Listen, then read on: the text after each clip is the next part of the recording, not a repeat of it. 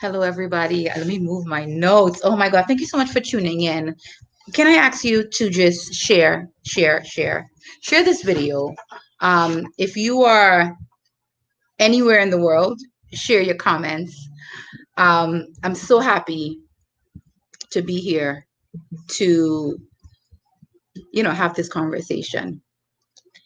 And so I wrote something that I wanted to say before we started. And it goes like this. I am a Black woman. I was born in America. I was raised in Trinidad and Tobago. I have lived in a shared capacity in both places. Currently, with the state of affairs in America and quite frankly around the world, I am sad, uneasy, shocked, angry, but most of all, I am fed up. During the past couple of weeks, our streets, our media, and our lives have been rooted in one thing. There has been one call, and that has been for justice, a call for change. We are all responsible in this time to act. We must fight systemic racism and stand up for each other because enough is enough. All around the world, we want equality for all, and at this time, we lead with the call for equality for us. The Black people of America face inherited burdens and bruises from past filled with agony, despair, brutality, hatred, slavery for centuries. Yet we are here, we are strong, and we will change the world. Welcome to a new episode of J Lover Checking In, where I check in and I connect with real people and I tell real stories. I'm excited about today's show. Guys, I am a producer and I'm a host. My name is J Lover, and I just wanted to thank each and every one of you for tuning in today. This episode is entitled Black Lives Matter, the Caribbean Diaspora Speaks. Yeah, we speak. We have a voice. We have such an important voice in what happens in this Black movement fight. And so next, we're going to welcome my fellow City College alumna brother, Alvin Bradbury. Now, let me tell you something, guys. Alvin is no joke. First of all, he is an international education consultant, okay? And he's also a PhD student over at Columbia University in New York. He is a Jamaican man, okay? A proud Jamaican man. And he lives in New York City. I see he went to get his hat. Okay. So I'm gonna bring him up in like 2 seconds, and just thank you guys for tuning in. I'm gonna bring him in 2 seconds. Let me just get my background right. Mr. Bradbury. Let me just move my phone. Hello, I just unmuted myself, so I hope that you can hear me clearly.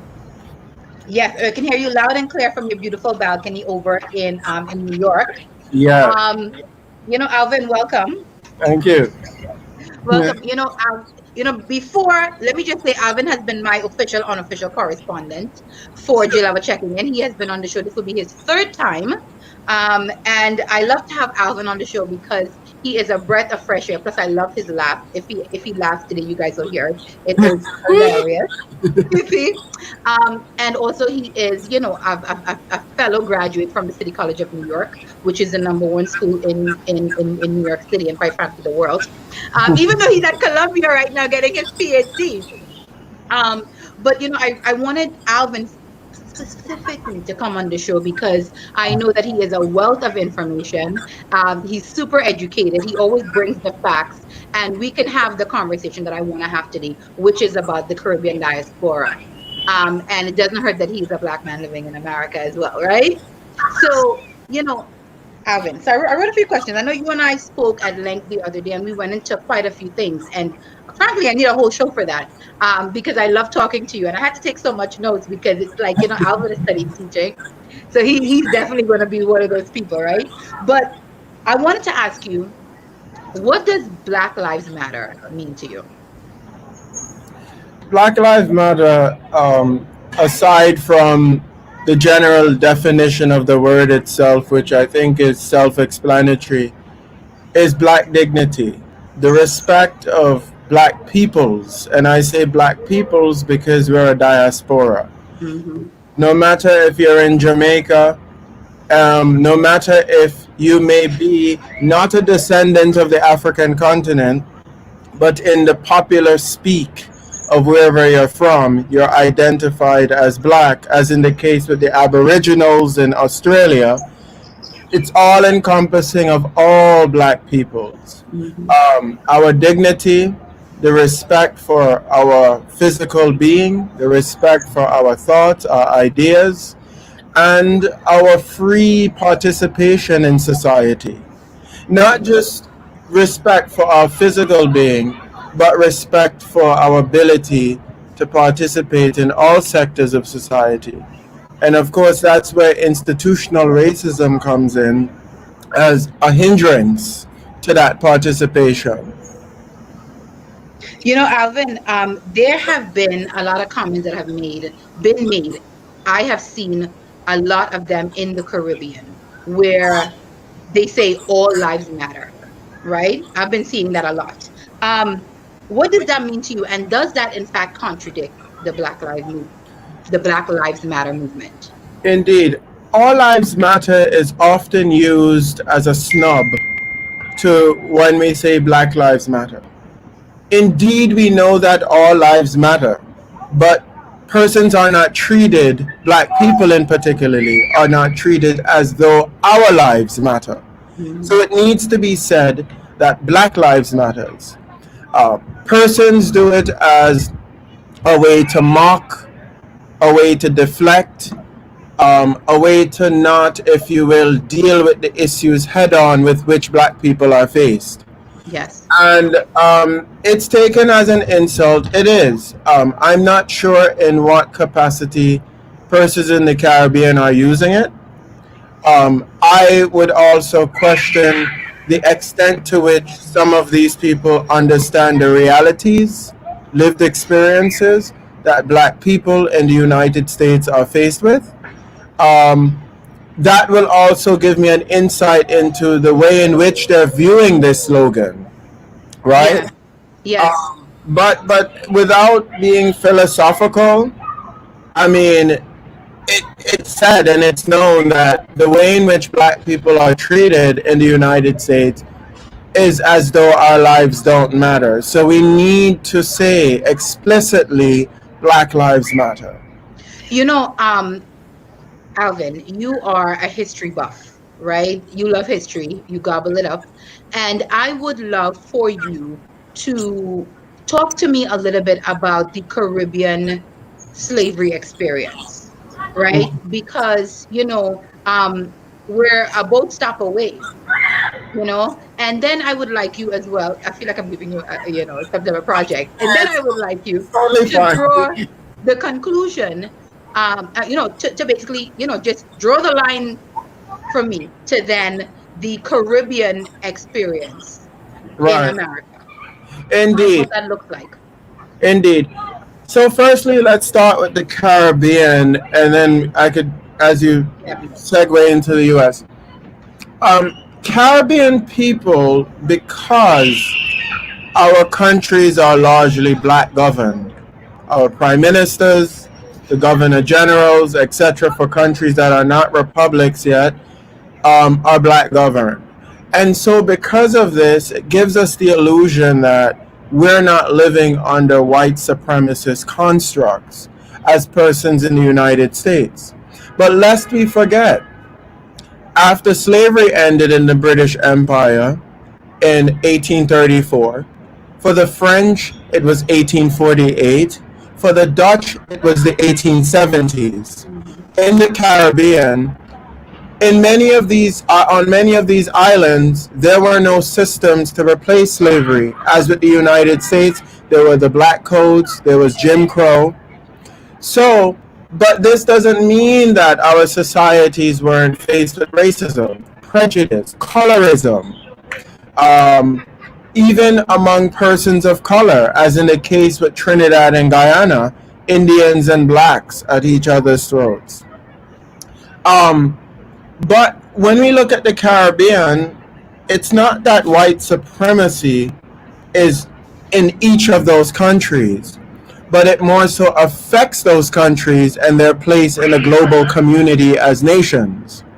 So when you look at the IMF, the World Bank, and these international institutions that govern through structural adjustment programs how we Mm-hmm. spend, Mm-hmm. how we carry out foreign direct investments, Mm-hmm. uh, what companies we allow within our economies, the level at which we can export our products. When you have these controlling factors, and they're all white countries Mm-hmm. controlling and making decisions for what black and brown countries do, this is a Mm-hmm. form of white supremacy as well.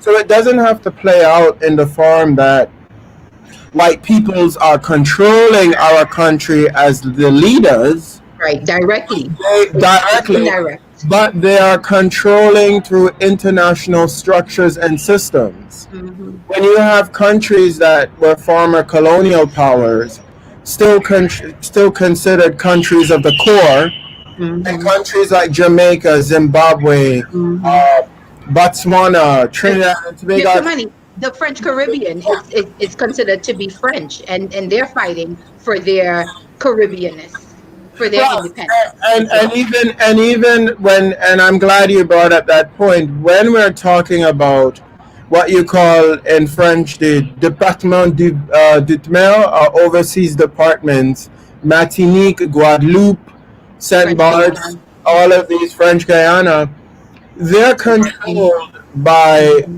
white people, right? In the sense that the préfet or the governor comes from France, even though the député or person who represents each of these territories is generally black, a local from that island in the parliament. But when you look at the general structure of these islands being absorbed within France, they were absorbed under the auspices of becoming assimilated as black French men and women.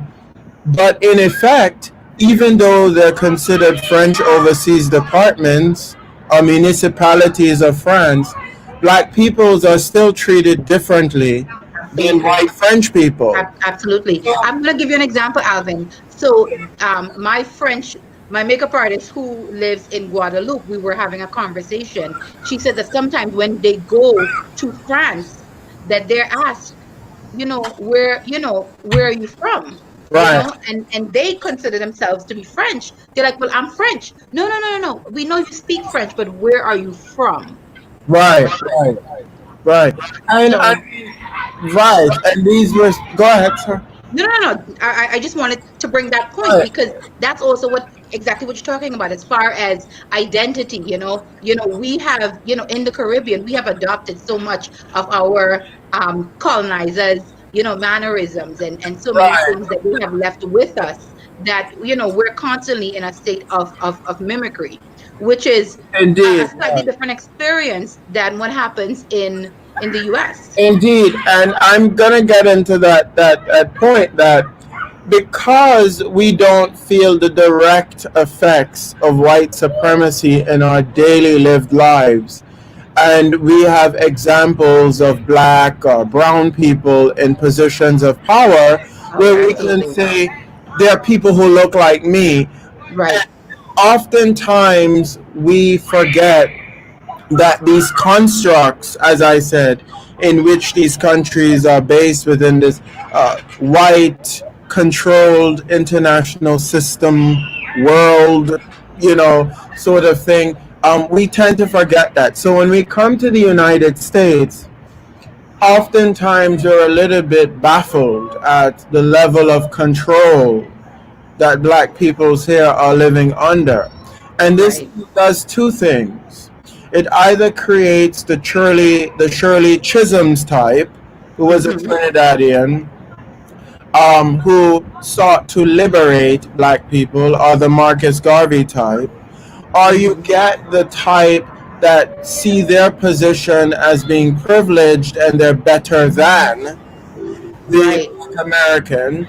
And so Right. I start to hear outlandish comments like Black Americans are lazy. Black people in the US don't want anything. They're living on food stamps to this. And this is coming from not quite understanding the lived experiences of black people in the In United America. States and Yes. how that is staunchly different from countries that were former colonies but are now independent and majority black and Hmm. governed by blacks. Correct. Correct. It's a different experience, but even within our own societies, we can see that those who are descendants of slave owners, the white Jamaican, the white Trinidadian, the white Barbadian or Bajan, the white Dominican, still benefit from the system of oppression and colonialism that their ancestors had in place, and Hmm. that benefits them to this. Correct.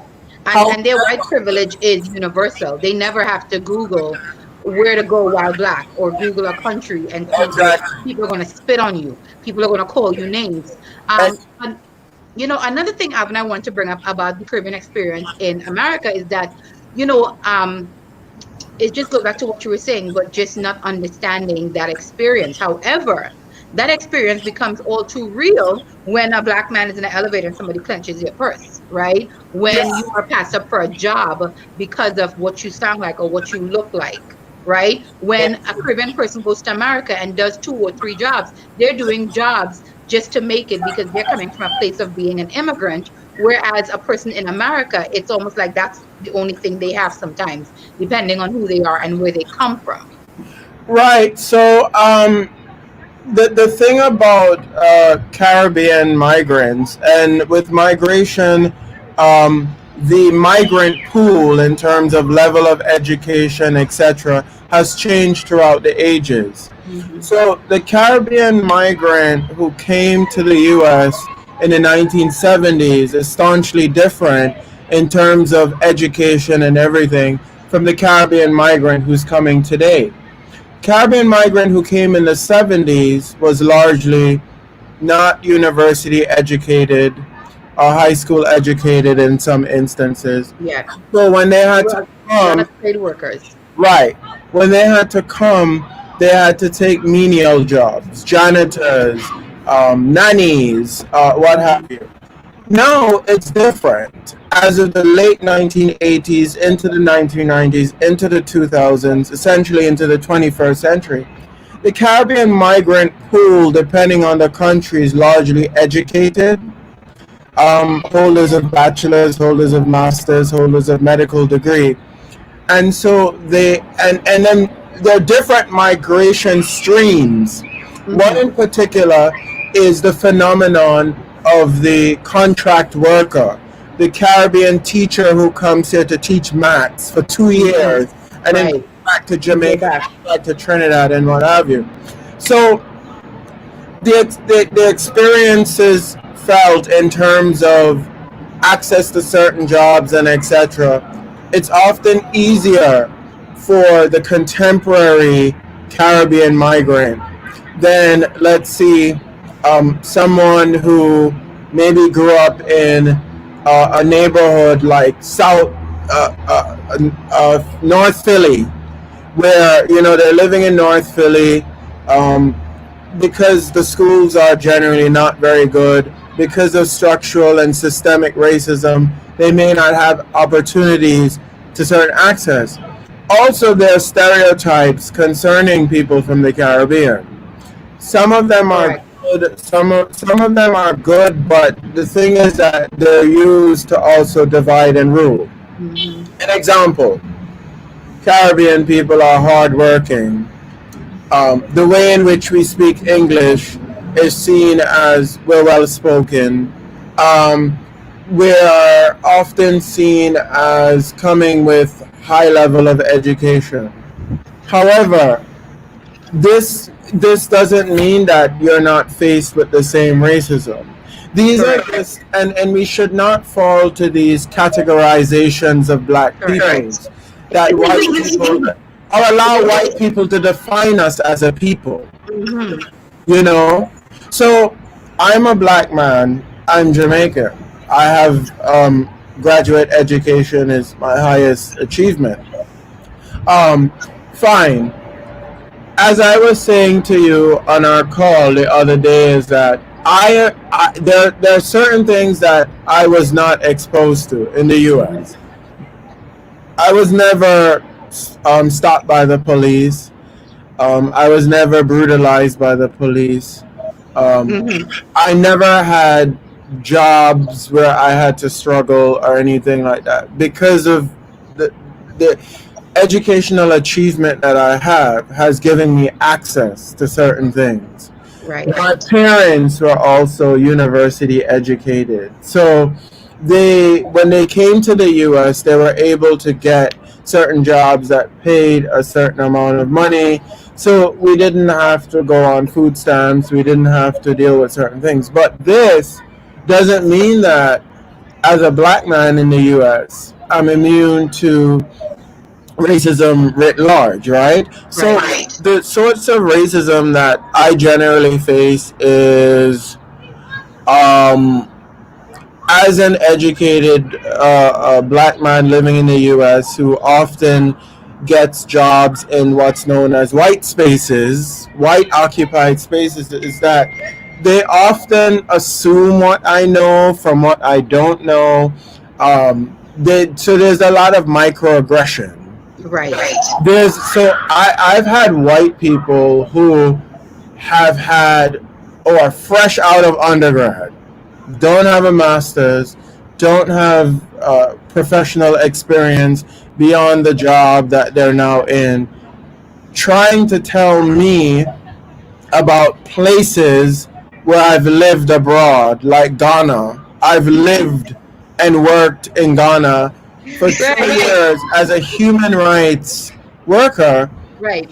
and they would literally turn red in the face when they find out that I've actually lived there, I've actually worked there, I've actually done human rights work, I've actually held a consultancy at the United Nations with UNICEF, and it's like they don't know how to react to me because I defy all of their constructs of what I'm supposed to be as a black man. Right. And they don't know how to deal with it, and so they behave nervously, they behave insecure, and they feel threatened because then they come to the realization that the privilege that they feel is only beholden to them, that they only have access to, is suddenly shattered.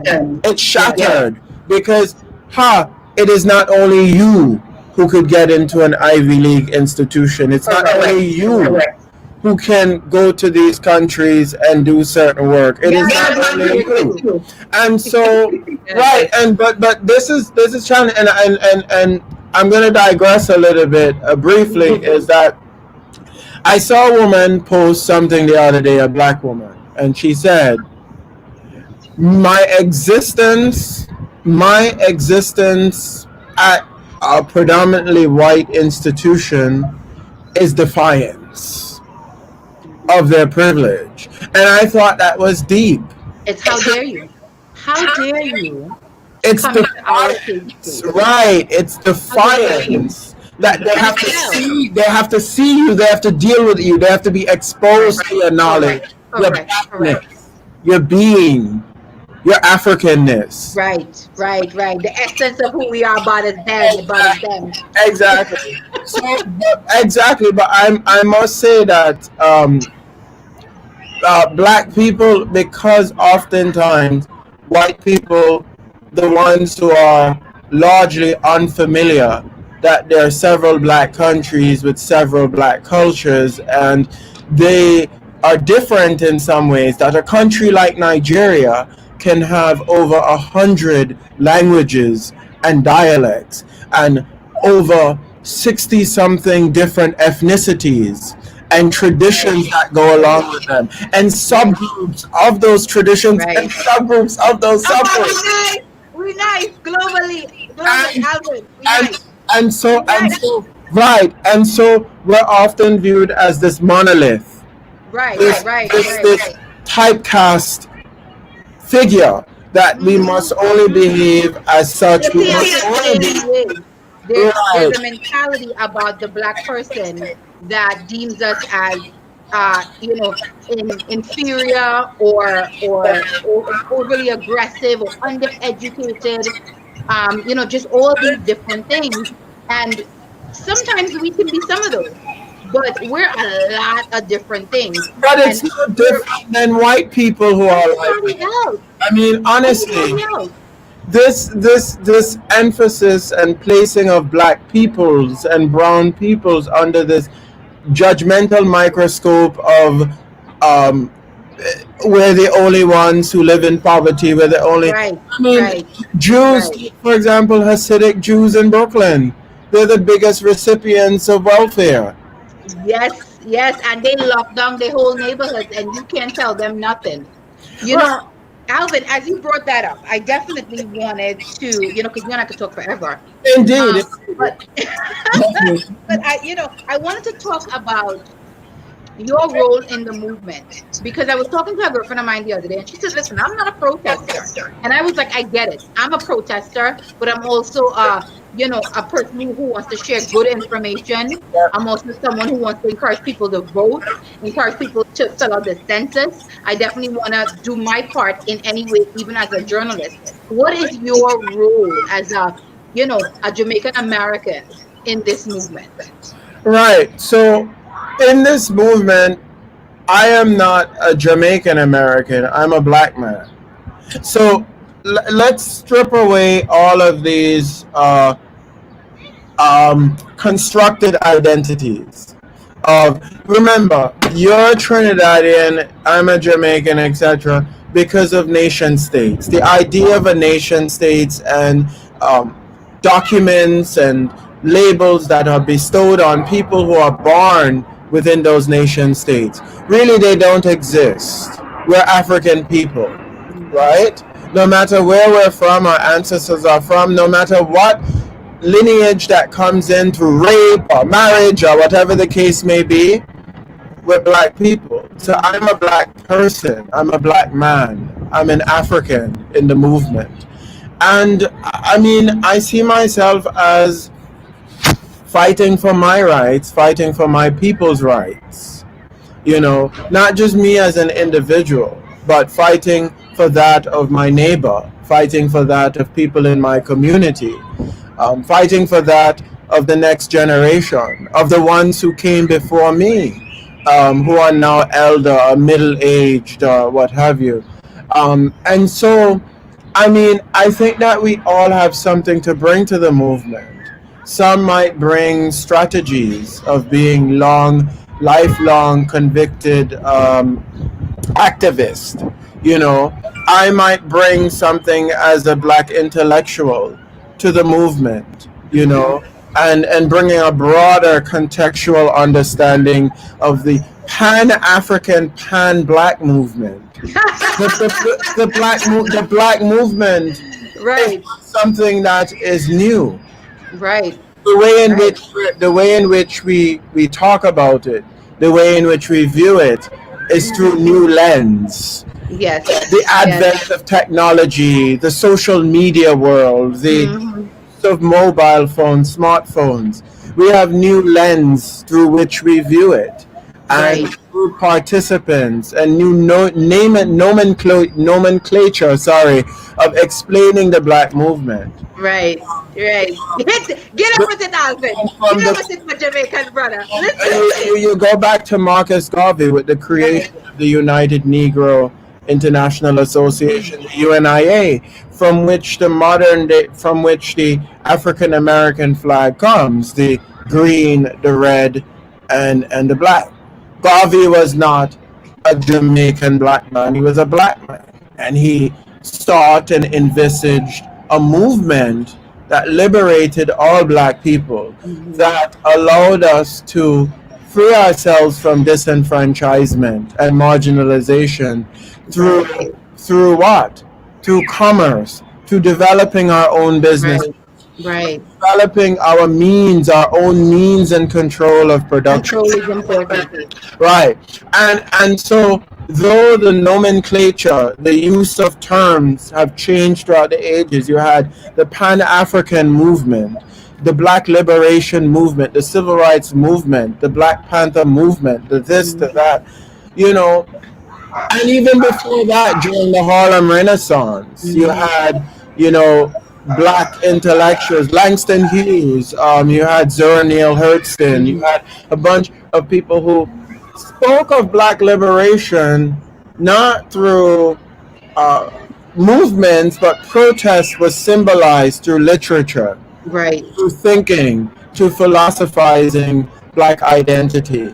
And so I think that like throughout the ages, these movements have taken on different forms and shapes, and there's been different verbiage to describe them. But at the Mhm. heart of them has been two things: black people and us trying to fight for our rights and liberation. Right. Right. Equality. I heard someone say the other day, black people, they said, let me quote, America is lucky that black people just want equality And and not not revenge. revenge. You know, Alvin, on that note, I am going to end with you because I do have one more guest. I am excited for us in this time. I'm excited for you. I'm excited for me. I'm excited for everything that we have going on. Indeed, And indeed. I really enjoyed this conversation. Know that I will be bringing you back on because you are my official, unofficial correspondent for checking in. Alvin, Power to Black the Lives people. Matter. Black Lives Matter. And just to use a South African Xhosa word, Amandla. It means together we are strong. Amanda? Amandla. Amandla. It was used a lot during the ANC struggle against apartheid. Right. Amandla. Amandla. I We love are it. strong. Yeah. Yes. My brother, my Jamaican brother. Listen, thank you so much, Alvin. Yes. Thank you so much. Anytime. Thank you. Guys, oh my gosh. First of all, Alvin and I can talk for hours. He's a wealth of information and of good information, unbiased. Well, maybe a little bit biased, but biased in a way that it's still factual. That's how it is, right? So we speak facts, and I wanted specifically to bring his voice because of the fact that he is a black man first. But he is also, an educator. And I just, just love to talk to him. So I'm excited about that. My next guest that I want to bring on, his name is, and I love him so much. His name is Marcus Thompson. He's a social justice activist, right? As well as he is a union president over in Toronto. Him and I had talked a little bit before in one of my other shows about what he does, but I particularly wanted to bring him on because I did want to talk to him about what the experience was in Canada. I know a lot of us look at Canada as a friendly state, but you know what? There is injustice everywhere, and there's a lot happening in Canada. And so he is going to give us some great insight onto what is happening in his part of town. Actually, I wanted to bring in a couple of images uh, from his and I conversations before I brought him on, and I'm showing you guys my whole screen, which is not what I want to show you. But I'm gonna put it on right now. Actually, hold on.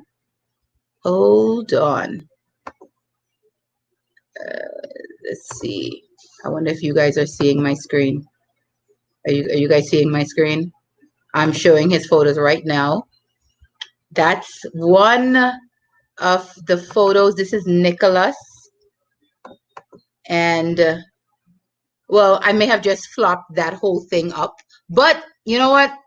You're going to see him yourself. I wanted to show you some of him in action. But you're going to have to, I guess, wait until he comes on. And I'll probably post them when I can kind of figure it out, right? So I'm going to bring on Nicholas Thompson. Sorry, Nicholas, I butchered your name. How you doing? I am doing well. How are you? It's good to I be am doing well. I'm not seeing you. Can you hear me? I can. I can hear you, but I'm not seeing you. So while we are I'm seeing doing myself. that, actually, I was just able to find my uh, screen photos. And that is it right there. That's him over there fighting for us in Toronto. So I can't see you. Maybe you have to go and come back in. I'll take you out. I'm so happy that you guys are joining me today. One of the um importance of me doing this show today is, of course, because this is all I've been able to think about, digest, speak about for the past couple of weeks, and it has really shaken all of us to our core. And I have to do my part in the process, not just to educate myself and my family and my friends, but just everyone who is tuning in and joining and is connected to me. So I definitely wanted to be able to bring some Caribbean voices to you who can speak to the Caribbean experience in the Black Lives Matter movement. As Alvin so eloquently spoke to us before, it's all about demographics, but we are a part of the African diaspora. We are, in fact, Africans. We came to the Caribbean. We came to the United States from the same destinations, and even though our walk may be slightly different in a number of ways, we're definitely all connected by so many common threads. And of course, we're deeply connected as humans, right? So without further ado, I am going to bring on Nicholas, and we're going to talk a little bit. How you doing? Great. Can you see me now? I can see you and I can hear you. How you doing? Fantastic. How about you? It's good to be back. Yes, I'm excited. Guys, Nicholas was on a previous show before, like I told you. He is a union leader over in Toronto, Canada, but he's also a social justice activist, and he's a proud Trinidadian as well.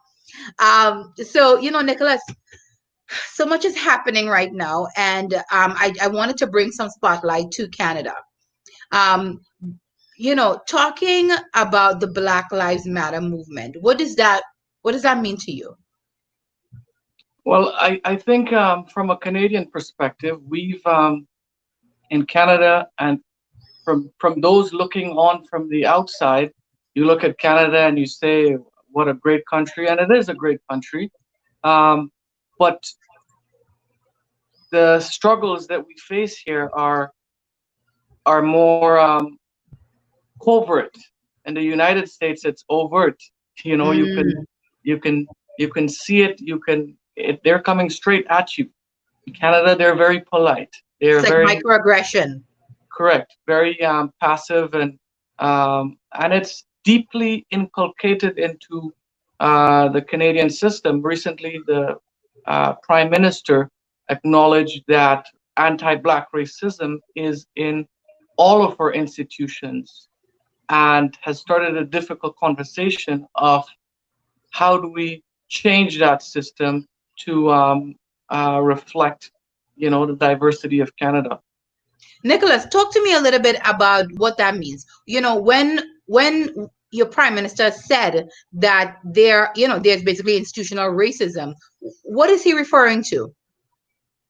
Well, I believe that the authorities are recognizing that there is a disproportionate amount of uh, uh, uh, policing in Black communities in when we talk about the workplace, and my union represents workers in the federal public service, and it is, let me give you some numbers.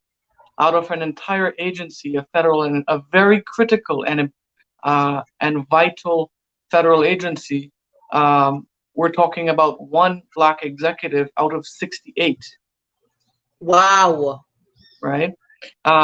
If we even look at the previous elections, one party ran 7 Black candidates out of 360 something. Wow. Right? So it does tell that at in each sector, we're being discriminated against. Right. And And what we're saying now, we've been protesting, and we've been the recent events in the U.S. have shone a light at us here in Canada, and a deep reflection, because we have many police killings as well, with not only Black but also Indigenous people are face a similar fate in terms of policing. You The know, entire no, go ahead. Go ahead. Sorry. system, and I want to make this very important point: the system is not broken. It is functioning exactly how it was designed to function, which is to oppress a particular group of people. That's so interesting. That's a very interesting statement. You know, um, wow, that's a very interesting statement. And I mean, it literally has me blown away, because when I think about it, it definitely makes sense. What are some of the ways now Canada is moving towards reform of this system? Right. So now, more than ever, the government is listening, and we have to transition that into roundtable discussion, and we have to be at that table, right? White people cannot decide now what that new system would look like. We have to be stakeholders at that table, and we are pushing to have those conversations where we're included in fixing this system. And I wouldn't say fixing it, creating a system that is just, a system that is equitable, a system that is inclusive, right? So we cannot move forward by um, repositioning or realigning the existing system. If I'm a manufacturer, and I make a product, I'm making it to carry out a specific function. If I make a washing machine, if I'm a washing machine manufacturer, I'm making that to wash clothes. You can try to repurpose it to do something else, and it well may, but the primary function will always be to wash clothing. So if the police service and policing and prisons were predominantly the main reason why they were created is to continue to enslave us in some form or the other, then that's what it will do. You can polish it up nicely, you can decorate it, you can use fancy, inclusive words, you can use diversity, words like that, but it will still have that core function, and you'll still have racist people operating it. In that So, system. correct. I was speaking to a friend of mine recently, and she's a parole officer, and she says, Nicholas, I'm the only Black parole officer, and the majority of my clients are Black children, young teens. And the judge is white, the prosecutor is white, the duty counsel is white.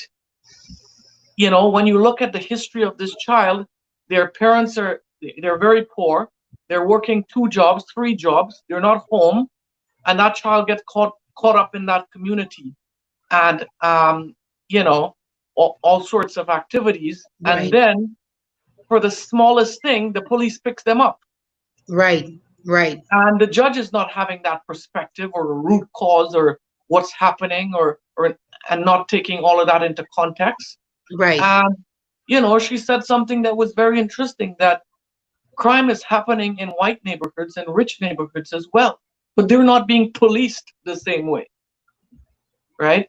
Right. Or if they do get caught, they have the economic means to make a donation here and make a donation there, Right. and all of that goes away.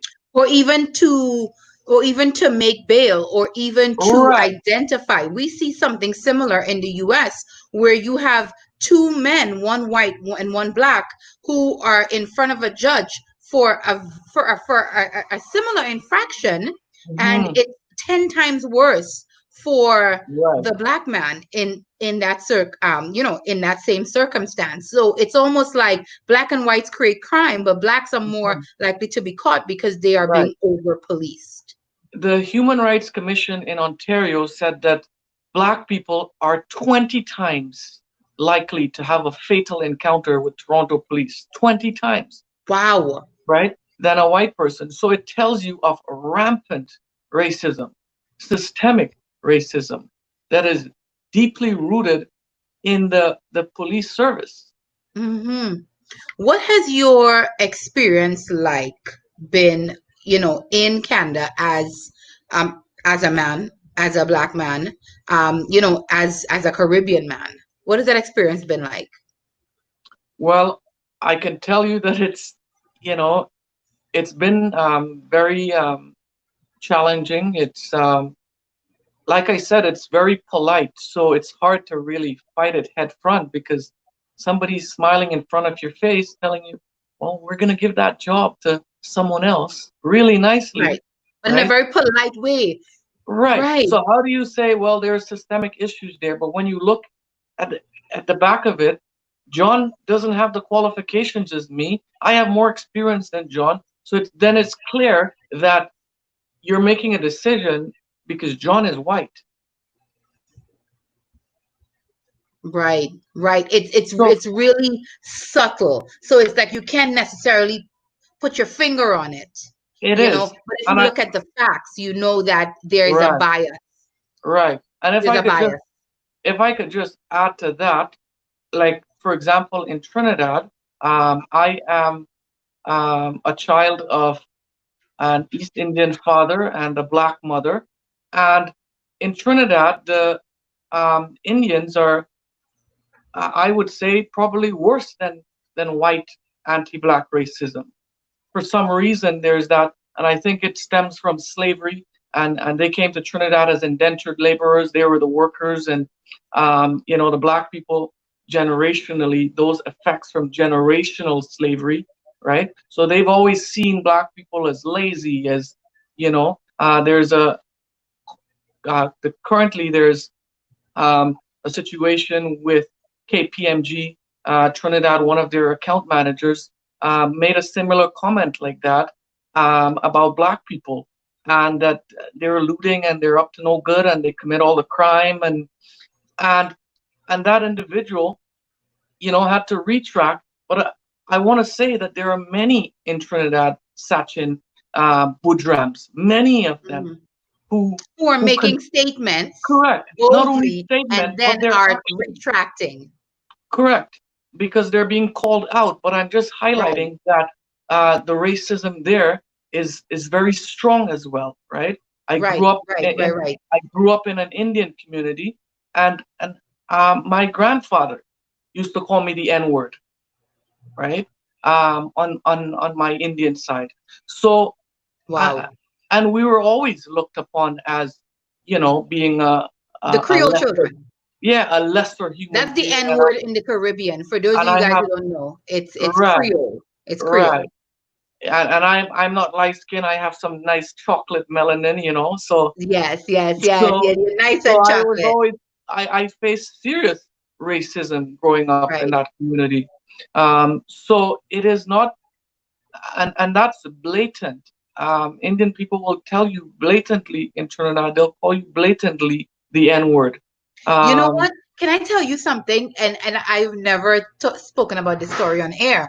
Couple years ago, when the government had recently changed, I was in a taxi, and the man started to talk to me, and we were having a conversation. Just I just came in, and I'm like, "How are things here? How's everything going?" I'm having that easy breezy conversation, and I'm going to Chaguanas because that's where I stay. That's where I grew up in Chaguanas, right. which is a predominantly East Indian community. My great grandmother spoke Hindi fluently, and Wow. we live on sugarcane land. And he proceeds to have a conversation with me that was not appropriate if Mm, I was a black person. wow. He thought I was an Indian. Wow. And he proceeded to have this conversation. And he said, "Oh, I wouldn't even go into it, but we were having a political conversation." So you know where he was going. And when he got to my house, our housekeeper at the time was in the gallery. This happened a couple years ago. Mm, And she's a very dark skinned woman with dreads. And it was up in one. And when he came out that car ever so nicely to take my bags out and wish me farewell, and he spotted that caregiver upstairs, he wow. went, "Hmm, and he hurried off. It was the first time, I'm not gonna lie to you, it was the first time that I even experienced that type of situation with someone who was East Indian. I went to an East Indian school. I grew up in an East Indian community. I have East Indian friends. And that was my first encounter with something like that. And it totally blew my mind. And you're right, and you're no stranger to that. And many people, Black people in Trinidad, are no stranger to that. They experience that, and that continues to be their reality. So when I see, people standing up and protesting outside of the U.S. Embassy in Trinidad, I commend those people, and I Yes, encourage people to stand up, because it's not a United States problem. It is a worldwide problem. It is it's a a worldwide Trinidad problem. and Tobago problem as well. It's a Canada problem. So let's stop just looking to the US. It is a problem everywhere. And important acknowledgement needs to happen around that. I can't emphasize how much, how racist people still are in Trinidad. Correct. And even around the world, there is something about, as a Black person, you constantly have to look over your shoulders. You have to Mhm. check on websites when you're traveling to know if it's safe. I have people who told me that they've been to Italy and they've been and they've been spat on, Right. and even in America, it doesn't even matter if you're like, well, I'm Caribbean. You're a Hmm. Black person, and I'm sure it's the same in Toronto. As a social activist, because there's so many roles that we play in this movement right now, and I know that you are on the front lines Hmm. as well too, as an activist. Talk to me a little bit about some of the activism surrounding what's happening right now in Canada and your involvement. Well, I've been involved in protests in Toronto, in Oshawa City, in Ottawa, in the capital city, where the Prime Minister came out and marched with protesters, and Yes, he also knelt with protesters. He took a knee, and we continue to make our voices heard. And yes, and I think this is a very, very, it's not just about protesting, and we've done so very peacefully in Canada. I'm proud of that. yes, Um, yes. you The know, friend, um, the friendly country. Canada is noted as a friendly country. right. So, and we're seeing more and more police officers that are coming out and kneeling, and I continue to hear a lot of opposing views to that. For me, it symbolizes when we are kneeling and the police officers come and they kneel with us. It's an acknowledgement. It's very Mm-hmm. symbolic. It's an Right, acknowledgement that they recognize that their system is broken, right? That they are opposed to what is happening in their system, and right. that they're standing in solidarity with the people that they have taken an oath to protect and serve. So I look at that as a positive. It's not everything. It doesn't make us whole again, Right, but it's right, right. certainly an acknowledgement. And for example, if I'm an alcoholic, I can't get treatment unless I acknowledge that I have a problem. And I think that's a great first step in the police service, acknowledging that there is a problem with their system. So, and that would take us to the next step of what do we do next? How do we Right. create a new policing system that What is uh, next? treats us fairly? What would you like to see next, Nicholas? What do you think is next? What are the people saying? What's the rumble on the ground as far as what is the next? We continue to see, for the first time ever, significant support from the white community. White people are pushing this movement, literally showing up, organizing, and making their voices heard, that Right, generationally our ancestors messed up and created this system, and we've been silent for too long. We're right, not going to be right. complicit in this again. We are choosing to be different. We are choosing to recognize that anti-Black racism exists, it's systematic, and Yes. we're here to shut it down. Right. And that's what we need allies to do. That's what we need the white community to do. Educate yourself. Don't come and ask me what to do. Educate yourself on what is happening. Educate yourself on the history. Blacks have been in Canada since the 16th century, right? Um, uh, Black people fought for the right to vote, and that happened around 1918. And Hmm. there were still significant barriers. You still needed to own property to be able to vote, right? And still, white people tried to um, uh, prevent us from exercising that vote, that power when we had it, when we were able to own properties. There were still obstacles and a lot of judicial fight, and it it continued to be a fight. So I'm really proud of the allies who are standing up and coming out in their thousands. When you see 10,000 people come out, and Marching. Oh you're my not seeing a God. lot of black people, but you're seeing mostly white people and other Right. Right. non-black, Right. non-black coming out Because and supporting. in places like Canada, whites are the majority of the population, and Mhm. so a lot of the vibrancy from the movement are white people who are also fed up, right? Who Right, are also tired of saying enough is enough. Also see and right. understand their white privilege. Mhm. Something. The way that George Floyd was murdered affected everyone because it was just inhumane. Right. It It was was. inhumane, and it sent a ripple through the entire world. And as my sister said the other day, no change has ever happened Right. So, by nonviolent protest. mhm. Okay. So you've asked a very important question. What do we want to see next? We want to see a host of things happen next. And that includes creating a new police system.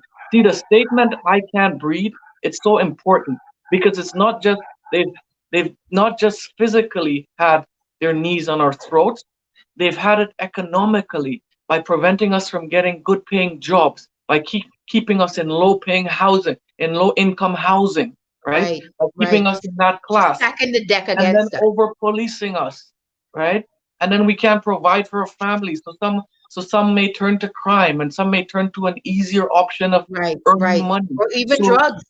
so that system and all of that affects our mental health. So how can you be better? How can you give back? How can you do all of these good things and you can't barely survive, right? Right. So we need a overhaul on the entire system, and we're not going to stop pushing until we get systematic change in the police. We're talking economically, in the workplaces, in terms of businesses, ownership. We Right. are Equal pushing for opportunity. correct, correct, and it's more so equity. It's more about equity versus equality. We want Equality. Right. Right. Right. we Because want equity. everyone doesn't They're start off different things. in the same way. Right, That's very right. important. So It's a real we're looking activist term. It's a very we're activist looking term. yeah, we're looking to see changes in legislation. We want to see changes at the city level. We want to see programs put in place so that when there's elections that black people are supported, that political parties are making room and are taking the extra step to recruit black candidates, right? Mhm. We want to have a bigger how do we have a cabinet and a government that's not reflective of our community, right? Mhm. Mhm. So when we look at the legislature, if we look at the government, if we look at the cabinet, there's one black person out of 37, right? Wow. So Wow.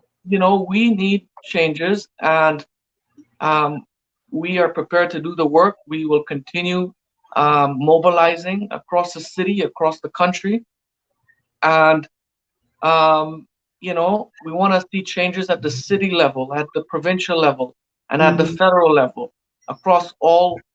You know, we're going to change this conversation. We have the momentum going. We're not going to go back to that old system. We're going to continue pushing. Right now, across governments, they're listening. We're pushing for defunding the police. We're not saying scrap the police service. We recognize that there is a need for that, but by providing so much money into the police service to buy tanks and all of Mm, these equipment right. to brutalize people, black people. We're War saying that has equipment. to stop, Hmm. right? Right, So right, take right, some of that money, 20%, 10, 20% of that $1+ billion, right, and put it back into our poor right. communities. Put it Reform. back, put Hmm. it back into mentorship. Put it back into, helping us to get out of that system that you've created, that you've kept us in. And it's almost like a form of slavery. We're not literally in a cage, but the system confines that you've created is equivalent to that. To that cage. Hmm. Correct. Wow. Just powerful information. Nicholas, I wanted to thank you, of course, for coming on the show and just being a leader for your whole identity, right? Everywhere you go, just be a leader for the people over in Toronto. Any closing words? As I mean, we're gonna keep talking about Black Lives Matter Right. for probably as long as I live and beyond, because this is it's a hallmark time right now, right? But before we go, actually, talk to me a little bit about that. Black Lives Matter, COVID-19. What's the balance on the ground right now with that? Well, here's the thing. We're still under a state of emergency. There's still Right. restrictions on social distancing, but this issue is so important that it's almost as if, well, it's either I die from COVID or from police brutality. Right. So, you Right. know, Right. I'm I willing could and probably survive COVID, but I probably definitely, and in Canada, 20 times more likely not to right. survive. So, and that's why we continue to show up. Tomorrow we're in Markham City, Mm. and we'll be protesting out there. So if you're around, you could join us in Markham. Check on Facebook for the details. Yes.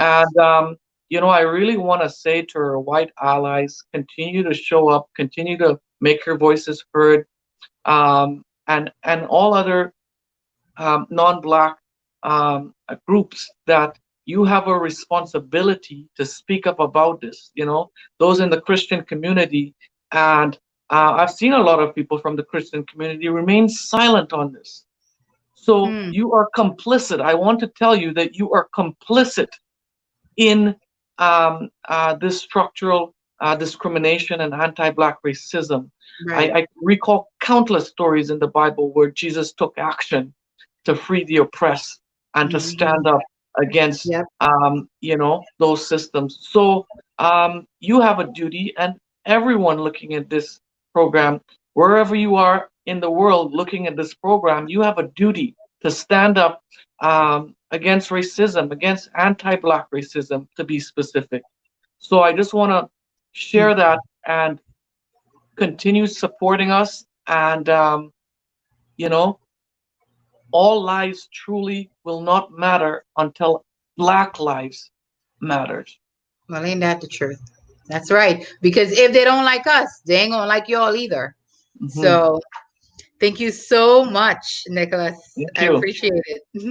Bye. Guys, oh my gosh. My God. My God. Thank you so much for joining me, each and everyone who have joined, commented, share. Thank you so much, because you have now added your support to the movement in another way, right? Guys, keep sharing vital, good, clear information, research information. Do not share information that you are not sure about. Do not share propaganda information. Okay, it is very important in a time like this that we are sharing good, factual information. Guys, if you are in America or anywhere in the world, register to vote. If you are in America, fill out your census. We are with you. The Caribbean is with you. We are with every single person who is fighting anti-racism. Guys, thank you so much. My name is J Love. I'm a content producer, I'm a journalist, um, and I'm a Black woman. Black Lives Matter.